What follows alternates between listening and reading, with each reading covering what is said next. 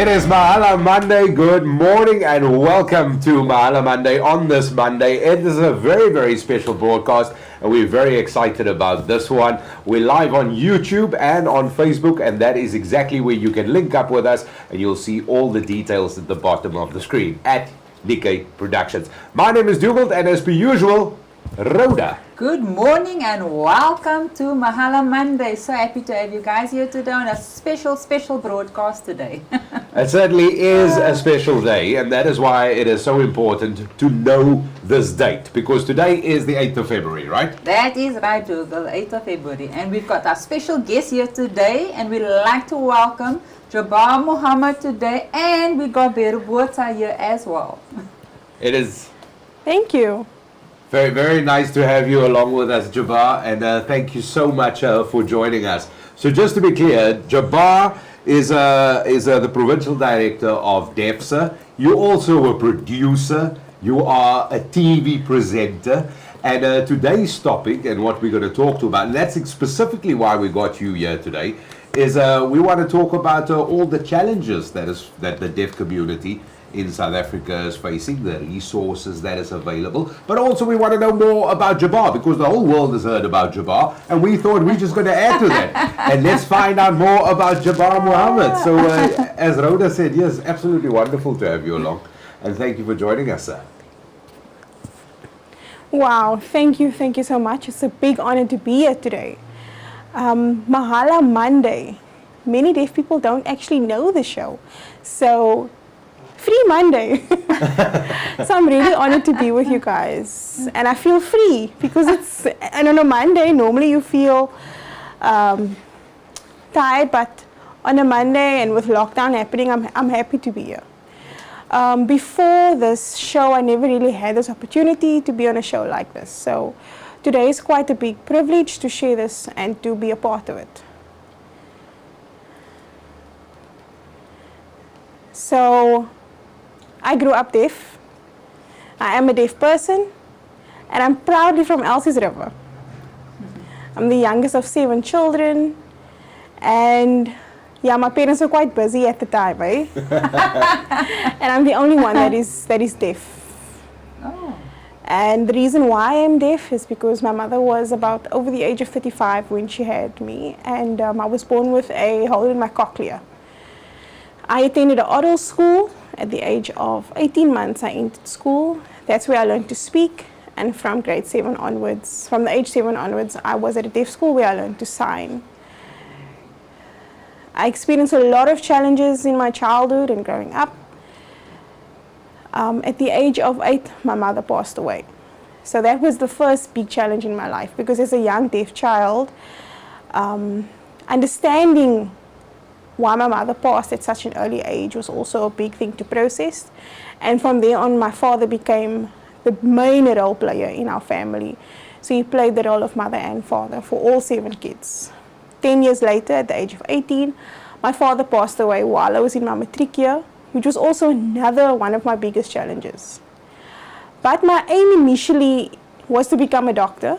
However, I then decided to go into the business world, where I studied BCom financial management at Cape Town College. When I obtained my degree there, I went over to UWC, where I got my public management degree. And within my years of studying, 7 years, I did so without an interpreter. I then decided to do community service work in the deaf community, specifically because my parents were very community orientated and they love doing community service. So today my role in life is to switch between community as well as the business world. So Monday to Friday, I'm a Provincial Director of DEFSA Western Cape, but I also oversee operations, HR, marketing, finance, advocacy, and I've been in that role for 12 years. And then part-time I teach sign language, also at UWC, and sometimes when there are online courses. At the moment also, I'm in my 3rd year of production studies with CTV and in the process of having my own TV show named Accessibility with Jabaar. The reason for that is we feel that the time is now that the barriers for the deaf needs to come to an end. So that's me. There's a lot more I could add, but I think Yeah. I'll stop there. No, thank you for that, and I think it is so important, of course, to give us that context of, because certainly your early childhood has been challenging, as you have alluded to, and I want to ask you a little bit about that, because clearly, I mean, as a family you stood together, so you 7 siblings, of course, you were the only one that was deaf. So they had to acquire these skills in order to accommodate you and communicate with you, obviously. And also from where you are, I mean, it must have been challenging, even because at that time we didn't probably have the awareness of the services that we have today. So that must have been difficult. It's a very good question. With regards to my family, they treat me as equal. There's never been a relationship of where they feel I'm pitied or I needed to be treated differently. My father reprimanded me in the same way he would reprimand my siblings if we were wrong. I didn't get any special treatment. There wasn't a difference in that. But the outside world and other people outside my family would then pity me and say, Shane, but he can't do this and he can't do that. And for me, I felt that that's not the case, because that's not how my father raised me. And also in the community, they like to say, nee, he's not doof or he's deaf and dumb, and they refer to us like that. But if you go to other areas where the awareness is not really there, it becomes a very sensitive topic. But I'm lucky enough to have been raised in an environment where I can accept that I'm deaf. I'm also a very social person. People see me wearing hearing aids. I'm very open if they ask questions. I'm very friendly, but also in the way that I interact with people. Yeah. I've got a hearing friend, my best friend. We've been friends since I was 15, and she's always protective because of me. And also with communicating with my friend, at the beginning, I used to write letters. People think it's love letters, but they're just my communication. There weren't phones at the time, guys. Yeah. So I used to write letters to her, and that's how we became friends. I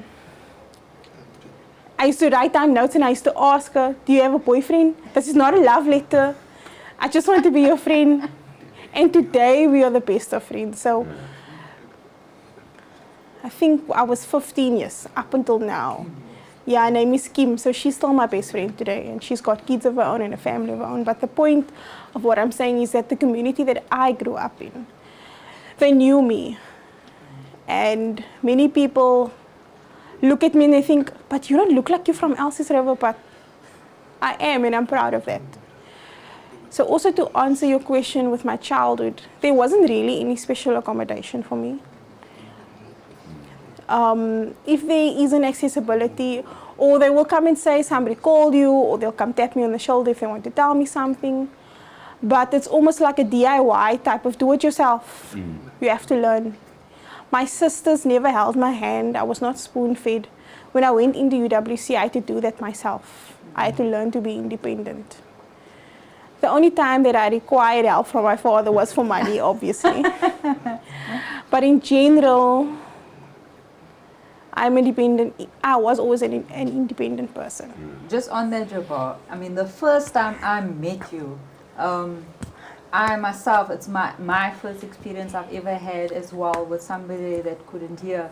And I was very impressed eventually on how we could actually talk and relate at the end of the day. And it was a challenge at first because I've never experienced it. And you have awoken so many, opened my eyes to so much these days on realizing that, you know what, I have to be aware of the end of the day that, you know, there is people out there and that probably you won't even know that they can't hear because they're reading your lips. And that's why the challenge is right now, I feel also with the mask, I've become so aware of it. You know, and I guess this is one of the challenges you face. And just looking at your life, I mean, how was it at varsity? I mean, wow, that must have been quite an experience having to go into the varsity and being with everybody else, and the lecture is not obviously quite clear. What challenge was that?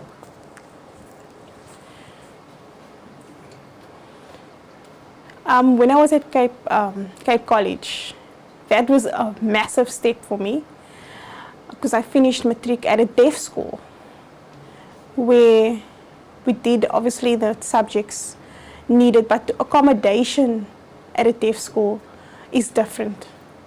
Also within the deaf school, some of the teachers cannot sign, so they would do something what we would call total communication, where they'd speak and sign at the same time, which is not initially the right way. Then when I went to Cape College, it's a huge institution. In my class in matric, we were like 4-6 students, and then I went to college and it was like 40 students in a class. And that was my first challenge. So for the first 2 weeks, it was very overwhelming. I wanted to give up. I spoke to one of my sisters and I said, I don't want to go back to college. And she said, no. She's going to come with me. We're going to have a discussion with the lecturers. And when the lecturer then spoke to me, she made me realize that my marks in matric was actually one of the best in her class. And that then encouraged me to stay. And she then became aware. So she started doing her lectures facing me and not just with her back to the class, and giving me the opportunity to do notes within class. And sometimes they would assist me by whatever notes I wasn't able to take because I was trying to take note, I'd get after the class. But also I took initiative and I socialized and I made friends so that they were aware that I am deaf. So if I missed something, they would help me out. And then going to UWC, even bigger class. But learning from my experience at college, the difference with that and being at UWC, with UWC there's more access. Even though it's a bigger class, they're more aware to different students with different backgrounds. Some students speak a different language. English is not their first language, etc. And so the lecturers are very aware to keep eye contact at all times. And that was a good experience for me. After class, I would then meet with a lecturer just to see if I'm up to date and I didn't miss anything. And I did that without my 4 years at university. And while I was studying, I started teaching sign language there on a part-time basis as a voluntary class. And that helped me to improve my confidence and also helped me to communicate with more people. And that exposure I gained also provided awareness to others. So you have to go out and meet with people. I can't say I'm deaf, I can't do it. I have to go. I have to do my research. When I was invited to do research in Parliament, I didn't want to during my studies because I was afraid, but I had to take that step to build up my confidence as well as to build up my knowledge. And so today I feel that deaf people can do anything. Not just hearing people, but deaf people need to roll up their sleeves, and that is what I had to do. I didn't have my parents to assist me. My mother didn't hold my hand through the process, so too many deaf people depend on someone to hold their hand. And so today I work with the communities, but I don't do it for the communities, and that is a challenge that we see in the deaf community, that many parents do it for the deaf kids and not with. Then to touch on the mask topic. From the start of level 5, lockdown, I was working from home. And a lot of deaf people lost their jobs along with many of other citizens. The one challenge that I did experience, which was very prominent, was the wearing of masks, because people can't lip read, you can't see the facial expressions. Eye contact is very limited, you can't really read the eyes. You can't really understand very clearly what the person is saying to you. But unfortunately, there was nothing we could do about it. So in my experience, when I, for example, go to my doctor, I will inform them in advance I'm coming. The doctor would then, for a minute, accommodate me by removing the mask, tell me what I need to hear, and then putting it back on. But I also had to prepare myself, take down notes or things that I want to ask. Or like, for example, going to the shops. I write down what I need to buy, so I don't have to stop and communicate as much. If it's really serious, then I would ask somebody to remove the mask, but it really depends. You have to follow, unfortunately, the regulations. Well, do you know what? I love the fact that you said, and I want to dissect it just for a brief second quickly because of what you said. I mean, it was very challenging for you as a young person, obviously, and you had to go to tertiary institution. I could hear the emotion in your story there of that you wanted to give up, and I just want to move back to that. Having considered, I mean, you had the fighting spirit in you, and that is why you are doing what you're doing today. That is why you're partially sitting here with us today, because you are definitely a wonderful example for the community and the country at large. But do you think a lot of people in that situation don't maybe have your willpower? And also, people like me and Rhoda, for instance, that we need to be a little bit more aware of the needs of the deaf community in South Africa, because like you said, I mean, up until you mentioned the thing with the mask, this is not something we would think of.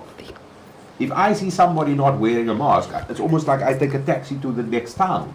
That's basically what I'm doing. But here this is a basic line, and I like the way that you're quite innovative. You're writing stuff down before you go to the shop or before you go to a doctor's appointment. You've got all your questions there, and because that is the information that you would need. But do you find currently people kind of go, leave it, just don't worry about it?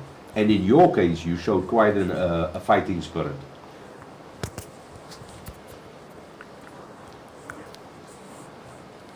That is a very good question. I think it's part of my genes to have this fighting spirit. Because from a very young age, I used to ask why all the time. Why this? Why that? Why that? Even after my mother died, I would ask my father, why this? Why that? And I did so until I was in matric. And I questioned a lot of things. And that helped me. Because I didn't have that information at my leisure. It wasn't always there. So when I went to university, I did not have an interpreter. I had to lip read, keep eye contact with the lecturers, and not all deaf people can do that. There are silent interpreters now, but back then there was no funding, there was no subtitles, there was nothing. So I had to make plan A, B, and C for myself. So I'm that type of person that if plan A doesn't work, I'll go to plan B and plan C. Somewhere I'm going to succeed. So to motivate the deaf people, they need to learn how to do things themselves. Initially, we don't want to be spoon feeding. We don't want to be holding their hands. We are all humans. But what is important is that the accessibility to information that is not there. Where I work now, there are 2 roles. So I've got my full-time capacity as well as my part-time, and I use both as a means to create access to information. I've got my degree, and I obtained that in 2007. But about 3 years ago, I decided to study again and go into the world of production because I'm fed up of the barriers. Because there's no information out there that is accessible to us. And that is why I'm going into the field of TV presenting and production, so that this show can highlight the needs of the deaf and can show that that barriers need to stop, and also to show that we are not pitting deaf people or any disabled people. For example, with the president's speeches, maybe tomorrow or the next day, the ministers then have a overview of what was discussed, but there's no interpreters provided for that. So when they go in depth, so it feels like within the country, the deaf people are the last to get the information. We have to wait for the summaries. So with all developing countries, in South Africa, we are one of the most prominent countries in Africa, but we are still behind in terms of accessibility for disabled. It should be a must to have an interpreter to accommodate. For example, having one here today, Beryl. So also choosing your interpreter that is comfortable and having an interpreter on the level that is needed. So I chose Beryl because she is a trained and qualified interpreter that follows a code of ethics. Not the case of many people think, oh, but you have a deaf brother, you can sign. It's not the case. That person needs to be trained. Bottom line is my brothers and sisters, they can't sign. But because many people out there think if somebody has a deaf relative, they can be an interpreter. For example, look at the Mandela situation, the Mandela funeral situation, the fake interpreter. That is a perfect example. And that was also a case of making a decision for the deaf or for the disabled, and that is a big challenge. And also, just to add on, people like to ask me, Jabaar, you must watch this movie on Netflix about the deaf girl, and shame, man. And I think to myself, is that how you feel about me? So it just shows the lack of awareness that there is for deaf people, blind people, or whatever the case may be. There's too little. There's too little awareness. So imagine today, so Mahala Monday, you guys have a sign language interpreter. Now tomorrow, another TV show sees what you do, and it spreads there. And so the pittiness and the awareness will then spread. And so that is the point, and my aim is that people need to accept also the deaf and the identities of the deaf. So I love that pity, you're talking about the pity. I mean, that is so true, because why at the end of the day pity? I mean, you are a human at the end of the day. You just can't hear, but you are capable. I mean, why? For me, sorry, but that's discrimination on another level. And sorry to interject, Rhoda. Just a lot also to add to that, deaf people think there's a misconception that deaf people can't drive. I've been driving for 20 years. And sometimes I ask them, why do they ask that? And they say, well, you can't hear if other cars coming on. I said, but I don't need to hear, I can see, and that's what my mirrors are for. And we can obtain a driver's license like anybody else. So it's a simple thing, people like to ask me that. Or people tell me, and then my response would be, if you put earphones in, or if you put anything in your ears, would you still be able to drive? And so yes, they can. So that's normally what I respond when people ask me that. You said a couple of things there, and I think this is very important. The accessibility, you know, having and also I want you to touch and just sort of clear up for me a sign language interpreter, a deaf interpreter. What is the difference? If you could explain that to me firstly. But also, it's like you said, the accessibility. It's like going to a shop. There's a ramp. Do you know what I mean? This is basically, we're talking basic essentials. And then the third question on the, I want to keep it short. I've got a third question. Is, shouldn't we by now consider having sign language as an official language? So it so it gets the same protection across the board as the other 11 languages that we have. Shouldn't we've had this discussion should be on a daily basis? Yeah, you're going to have to just help me with your questions. The first one, sign language interpreter, deaf interpreter. Yeah. Yes, there are two different roles, but the code of ethics that we utilize is the same. For example, we have a South African sign language interpreter here. She's a hearing person. Hearing person obviously means they are not deaf.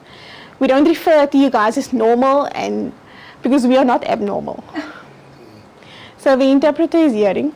All South African sign language interpreters are hearing. So people like to ask her, do you think she can hear? Yes, she can hear. So what she does is she listens to the information. Any spoken language, she then translates into sign language, into South African sign language, because in South Africa we have our own structure, our own dialect, etc.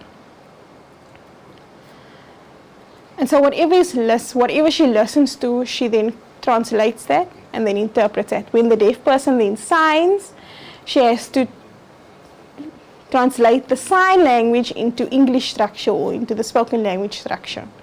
For example, if I say in English, the sentence would be, the cat is sitting on the bed. That's about 7 words. But when I sign it, I just signed cat, bed, sit. That's just 3 signs. So it's just 3 signs.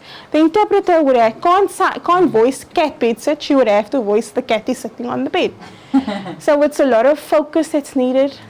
And that's why we have something that's called lag time. Then deaf interpreters.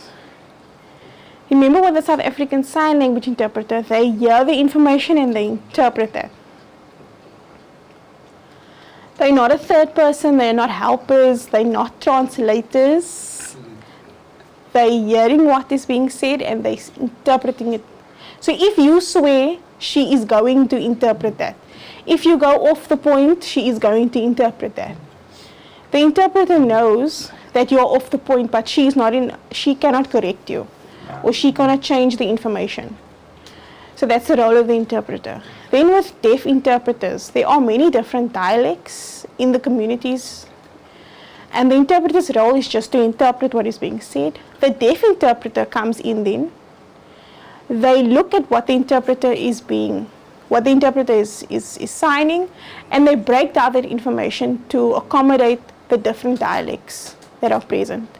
So for example, the word swimming pool. So we know,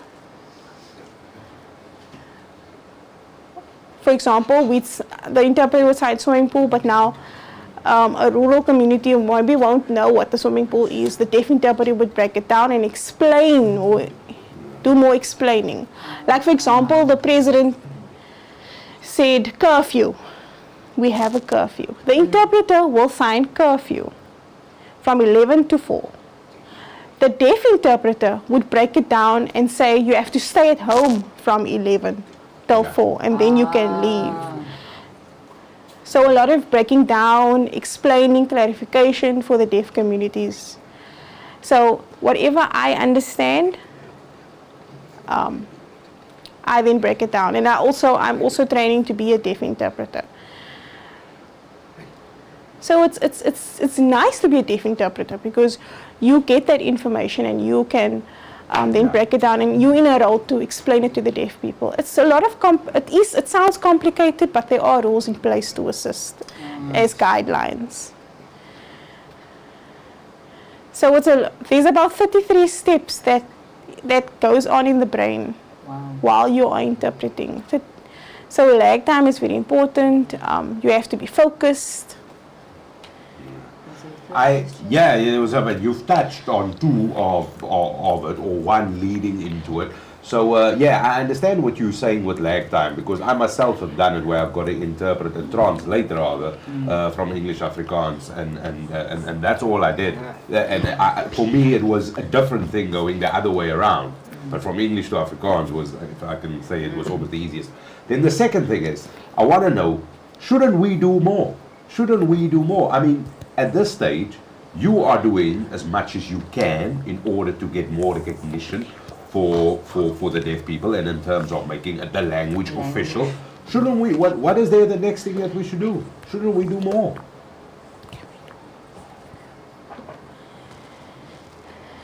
Right now, DeafSA is advocating for South African Sign Language to become the 12th official language. And that advocacy has been going on since 1994. In 2016, we handed over a memorandum to National Parliament requesting that. That has now been handed over to the Department of Justice for terminology purposes, just to correct the terminology before the Constitution gets amendment. So we're hoping that it happens soon and that it's added to the Constitution very soon. But with COVID and with regulations, and the agenda of Parliament has obviously now been changed. But I'm hoping, and maybe tomorrow or next week, we never know, the President will just get that on the agenda and approve it. It might be before the opening of Parliament, we don't know. But for us, we want people to work with us. We want people to learn sign language, or that it become a smooth transition when it does eventually become the 12th language, and also that communication between the hearing and the deaf world is much easier. In my 12 years as a provincial director, many companies have contacted us to learn sign language, which is quite good. But we also need the understanding of deaf culture along with sign language to be more spread and out there. So we do bridging courses as well to assist with that. And then with the TV show, also bringing that in, that's also one of the biggest reasons why I'm doing this TV show, because the TV show is to break the ice, to show clearly these are the resources for the deaf community. These are the companies that they are available that can assist, etc. So the time I feel is now. I feel that we've gone in circles. It needs to be mandatory that there are interpreters at every institution. There's always a saying in many companies and institutions say, but we don't have funding and we don't have this. And so there's a lot of gap holes that need to be covered for it to feel like there's progression being made. Yeah. So if you identify a gap hole, you need to be open to assisting with it. So everybody, this is a live show, and I've got a question I still want to ask you. There's still a few I want to ask, and I know our time is of essence, and it's a very interesting show today. And I just want to welcome everybody that's online right now, and remember, at Nickay Productions on our YouTube and our Facebook. And we just want to welcome Hubert Pauls. He says, brilliant show, guys, from Hubert. Welcome, Hubert. So just remember, if there's any questions, please send us all your questions live, and we'll be able to ask Jabaar any questions that you'd like to ask. And on that, Jabaar, with the last show we had as well, you know, you were our interpreter. And, you know, the questions that came through from people that, you know what, didn't have the resources, didn't know where to go to find these resources to be able to assist them. And one of the questions was, which we had forwarded to you, was that somebody was looking for something regarding a hearing aid, and people are not aware of the resources out there that's available to them. And you know, what's your intention? What do you seeing at you into this line of wanting to show them these resources? What is your line besides the TV show and that? What else you want to do to show them or tell them about these resources? Where do they go? There are many different kinds of resources available. For example, people will contact me if they need hearing aids. The first thing I would ask is, what area are you from? If you are from Bellville, for example, you had to go to Tygerberg Hospital. And from the southern side, Grootskeur. So that is for public service. And then sign language interpreters. There is deaf organizations such as DEFSA that you can book sign language interpreters, but there are rules and in place to be able to do that. Another third thing is people ask for sign language classes. So now with COVID happening, we've progressed on to doing online classes. I also do classes after hours, and I do that also online. So it varies depending on the request. There's really a lot of different resources. So specifically what kind of resource we can then look into the need. So within my 12 years, I'd say there was maybe plus minus 20 different kinds of resources. Wow. And also we've built communication, we've built networks with government as well. Yeah. So for me personally, I feel like anybody can ask me anything. If I don't have the answer, I can get the answer. Yeah. So building references, building a network is quite easy for me. If anybody asks me today they need a production agency, I can say, yes, Nickay Productions. I wanted to ask you, because you touched on it earlier as well with you know, and how do I put this? Is it and not to and I want to be sensitive and aware about it. And I use those two words in conjunction here. But somebody who's got hearing like myself, a lot of the stuff that you say I'm unaware of. That I understand, that I find out a message and then you've almost got to do an effort And if we can use the example you used with the president's speech, I hear it in real time, yes, and I see the sign language interpreter there on the screen. Now, a day later, the minister really breaks it down. There's no interpreter there. There's no text on the screen. I find it out in real time. You, 2-3 days later, or when you've got to do the research, you've got to do the graph, you've got to make the effort to find it. And Rhoda touched on the resources and the services that is available.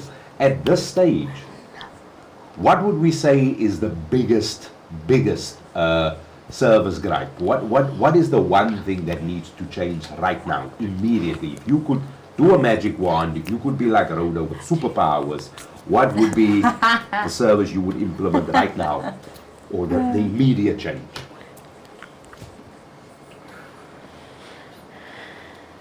That's a very unfair question, eh? I have a lot of things that I want to change right now. Okay, but to say one thing, especially with the lockdown, I'd say to change the access to information. It's not there. There are interpreters, there are sign language interpreters in our country. There are cameras. There's people have Wi-Fi. But our ministers and our premiers and our president, when they broadcast things on YouTube or wherever, they're not using sign language interpreters. Why? Deaf people don't know what is happening in our country. They don't know what to do. Some contact me 12 at night, Jabaar, what must I do if I have symptoms? What am I supposed to do? I'm not the doctor. Then I have to go back and I have to do the research on their behalf with regards to COVID regulations and symptoms, etc. And I have to question them, have you lost taste, smell, etc. And then we kind of do an examination on our side before we determine whether this person should go for a test or not. So, and they also have a lot of questions. So the information, the access to that is not there. So I always say that it's very important that the deaf need to work with the government and with the ministers. That would be an extremely good resource. So when the premiers or the ministers do any announcements, then the deaf people are there or the interpreters are there. So somewhere there needs to be transparency. There needs to be transparency at all times. Yeah. Because we feel that if I don't want to watch TV today because the access is not there. I just have to wait until I get some kind of poster or any kind of post that summarizes level 3 restrictions, etc. because I get lost. Yeah. And you get tired sometimes of fighting for that. Not that we would give up, but it is a tiring process to continuously ask for it. No. So now, for example, they will say the president is speaking tonight. My first question is, are they going to have an interpreter? And I will always question that, and most of the time, we are ignored. And then sometimes when the president doesn't have an interpreter, or whoever doesn't have an interpreter, then their response would be, but we didn't have funding, or the internal processes got interfered, etc., etc. So that needs to be changed. Or they would say, oh well, this person can't interpret, or things like that. So they don't look at changing that process to accommodate us. And they don't come to us to consult and ask, because we have the resources, we know who the sign language interpreters are. And we have the experience. But it's the non-deaf people that make the decisions. For example, I go for a job interview. It's a high-level position. So now the company will ask me for with interpreters, they will ask for quotes. But now they take quotes for interpreters and they get an interpreter that doesn't understand me, and then they can't voice me properly and then it looks like I'm the one that's not qualified for this job because of what the interpreter is voicing on my behalf. and the interpreter will get stuck, but he's saying this and he's saying that, and that is what happens because government looks at who's the cheapest interpreter and not at who's the trained interpreter.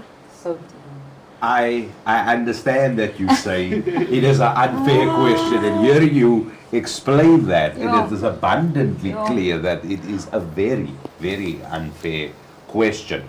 But surely we can't hear from our government that there is a lack of funding anymore. This is a must. So It's a from must. our side, I'm going to put the plea out there. Most You need definitely. to do this as in yesterday. This is and I'm calling on all businesses, individuals, families. We all need to be cognizant and aware of these things, because as soon as we start doing this, that will automatically fall into place. The days that this is no longer available, or the days that we don't have funding, that is an argument you could have told me in 1964. Yeah. I'm not buying it anymore, so stop telling me that. stop telling us. Here's the question I want to ask you. Looking at that, what are the numbers of the deaf community in South Africa? And then also, if you could quickly tell me, how many education facilities are there that caters to that community? Do we find that at least the bulk, because schooling is still a problem, we all know that, and employment is still a problem, but is there enough? Clearly, my assumption would be there is not enough facilities catering to our community, and let alone at any facility that there is the capacity of that facility to assist somebody who's hard of hearing or deaf in South Africa. Is there enough facilities? And how many deaf citizens do we have?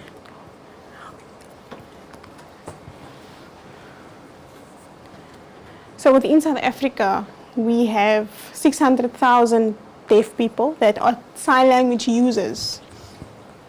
Then we have 1.4 million hard of hearing and deafened, and those are majority the people that maybe become sick, have meningitis, lose their hearing at an older age. So we separate that into two categories. With regards to centers and deaf schools, we've got 46 deaf schools within South Africa, and they spread throughout all 9 provinces. Within Western Cape, there are 7. And then centers to assist the capacity thereof. I would say the biggest problem is because the funding. Because majority of the organizations are NGOs. And we work with NGOs in the Western Cape. Our network is mostly NGOs for the deaf. Sometimes I need to look for funding to be able to assist other NGOs. Within level 5, for example, it was a huge challenge with food parcels.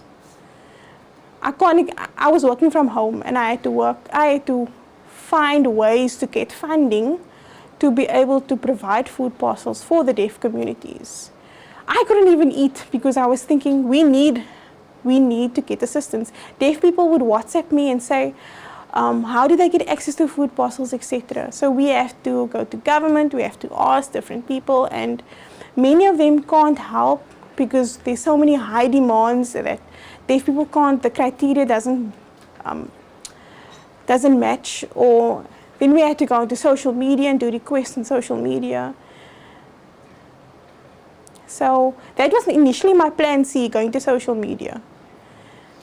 And we obtained many sponsors, and those were individual people and people in the communities that assisted me with food parcels during lockdown. So that kind of challenge is funding. There's never funding. And it's quite sad because it's our communities that are suffering. These people are part of our communities.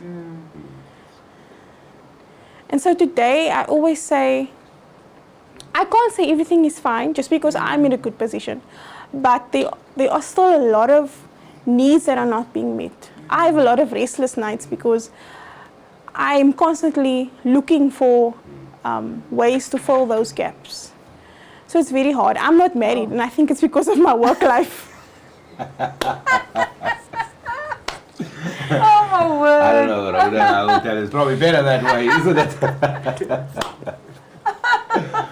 But Jabaar, there is so much we can talk about, because you have said so much, and you have changed, because when and Rhoda touched on this earlier, when we communicate with you, how visually, how important it is. You know, sometimes I would be communicating with Rhoda, but I'm facing the other way. With you, I immediately understand. I need to be facing you directly and at all times. I understand that. And it is just that awareness. And it's also practice. The challenges are in front of us, and we've got to cope with it. But I want to just move away because, and for that, on that positivity, I want you to teach us something, what we could sign. Because, and I want to put this out there as a plea. I'm not saying this that we should learn and be aware, but all of us should do this. And no better way to start than with Rhoda. She's very good. With all of us. I always teach people that. That is my go-to. Your go-to. Which basically means I love you, but not in the emotional, romantic way. Eh? That if you do that on any picture or anywhere you go, that shows that you support the deaf community. So with any VIP person I'd meet and I take a picture with them, I tell them to do that sign.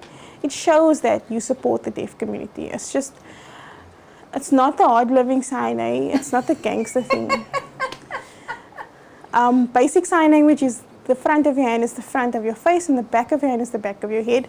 So that is how you sign. And it has to be in the center.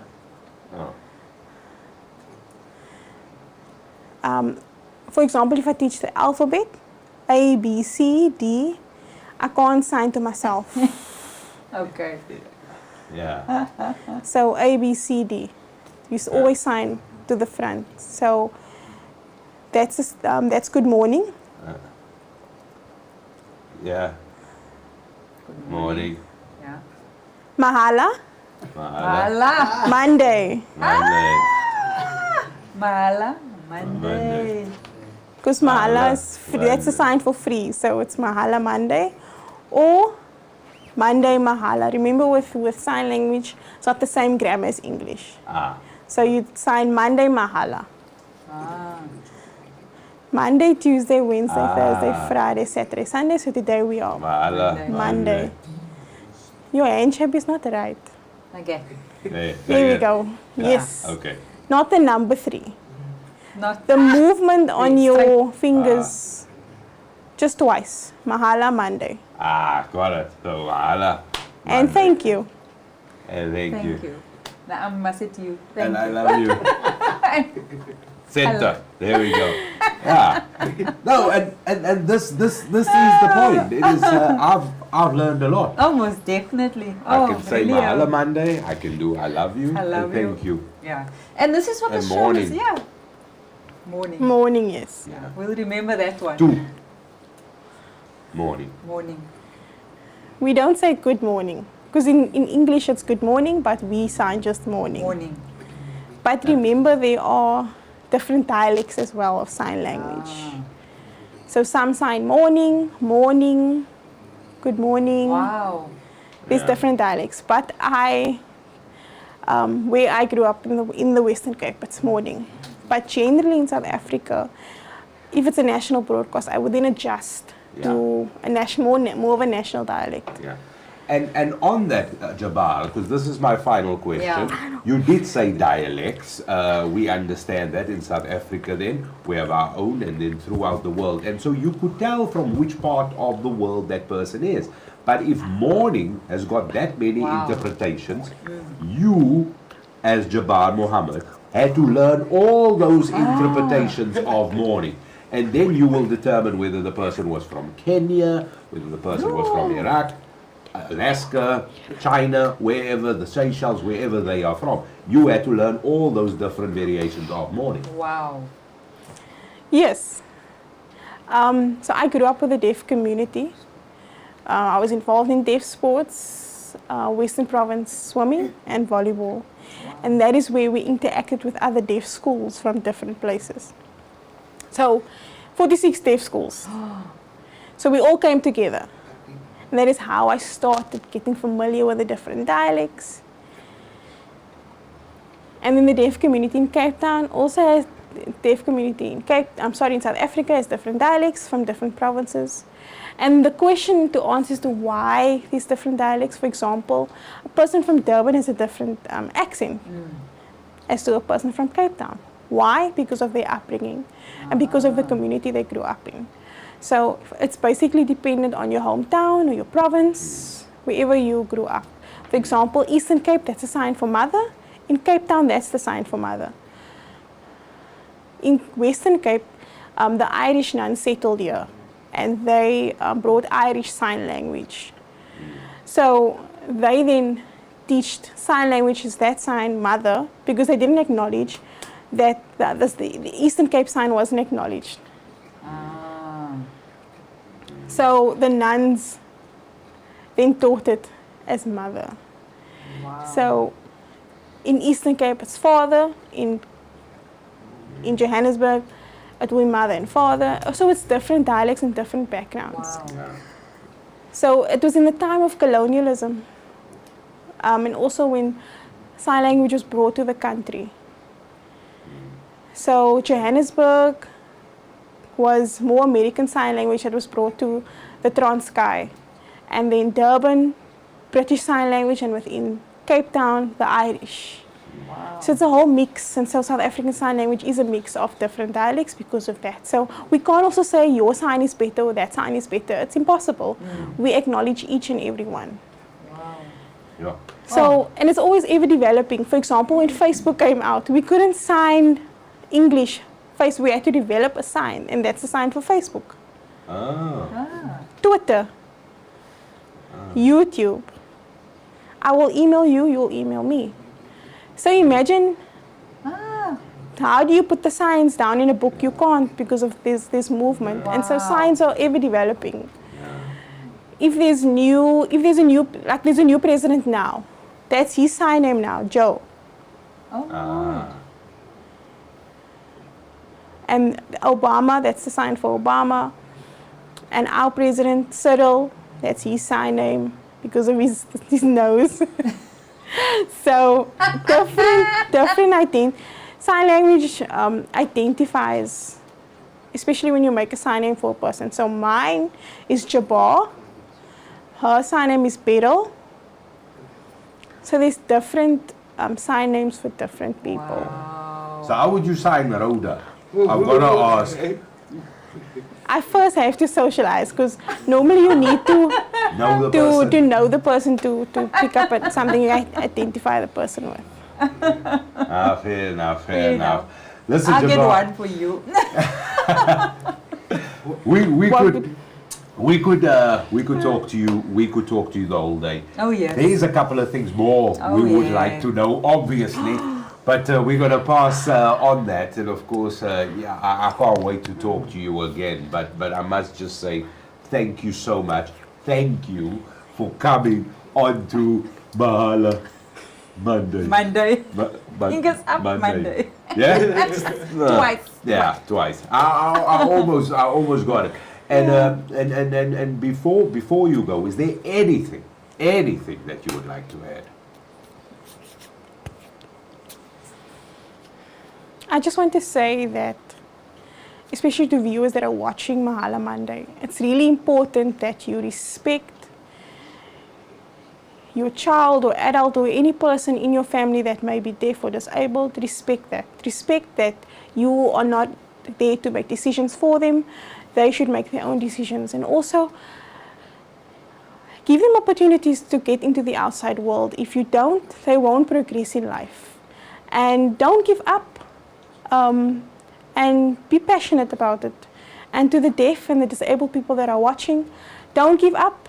Don't let the negatives in our country get you down. If we work together, we can make anything possible. How beautiful. And I'm going to thank you, Jabaar. And I got that last part there because that was the I love you part. Yes, That is what it is. It has been an absolute pleasure having you on Mahala Monday, sir. Thank you so much, so much. Thank you.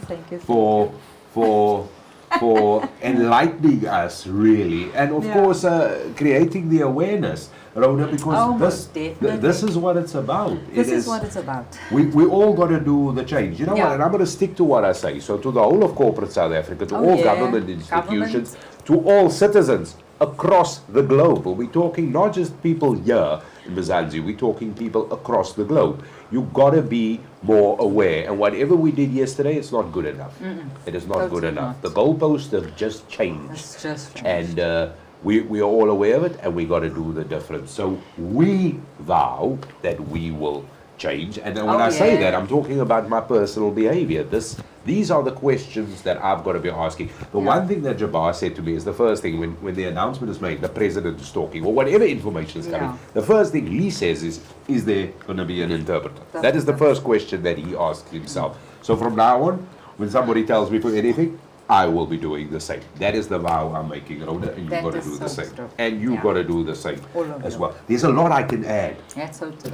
And I mean, just even for us on Mahala, we had started to basically putting our little, what you call it, where you can read afterwards. subtitles. Subtitles. We had started with that because of the awareness at the end of the day. If we can start taking that first step, and this is the first step towards it, guys, continue taking that steps, because we need to make a difference at the end of the day on getting that information out there. I myself, when they say the president's going to speak, the first thing I look for is where's my little block on the right hand side for the interpreter. So it's like, if it's not there, I get very upset these days, because it's like, seriously, what is going on here? It's unacceptable. It needs to be there. We're speaking to our community, we're speaking to everybody out there. So Mr. President, please listen. No excuses that we can't have our person on our right hand side. We are speaking to the masses. So please, the masses is us. Yeah. So please listen. That is it. And thank you for saying that, Rhoda. It is very, very important. Now, sadly for us, we have run out of time today on a Mahala Monday. But most importantly, we would like to thank you for watching it, which is the biggest thing. And this is really what Mahala Monday is about. And that is specifically the reason joining us today was, of course, Jabaar Mohamed, is giving you that information, being a little bit more aware, being a little bit more perceptive.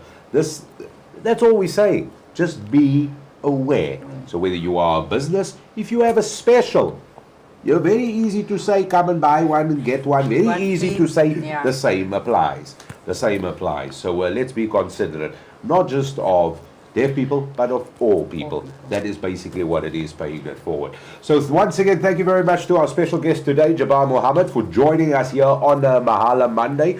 Also, of course, the lady who was behind all of it is just to my right here, which is Beverly Botha, South African Sign Language interpreter. Thank you very much for your services today, Beverly, Beryl. Beryl. It's an in-joke, it's an inside joke. Inside joke. Because we There's know a her reason mother's why. name is Beverly. Beverly. So we've just been teasing her, but it is Beryl Botha, of course, South African Beryl Sign Botha. Language interpreter. Yeah, we just got to have the last one in on her there. Anyway, thank you very much, Rhoda. Thank you very much. Anything you'd like to add? No, I've said it. I'm in a good space right now. I just love the company at the end of the day. Thank you so much. Thank you so much for watching. So from Jabaar, Beryl, Rhoda, and myself, Dougal, thanks for watching. This was Mahala Monday. Remember to like and share this video and hit the bell so you know when the next video is up. Until next time, goodbye. Thank you.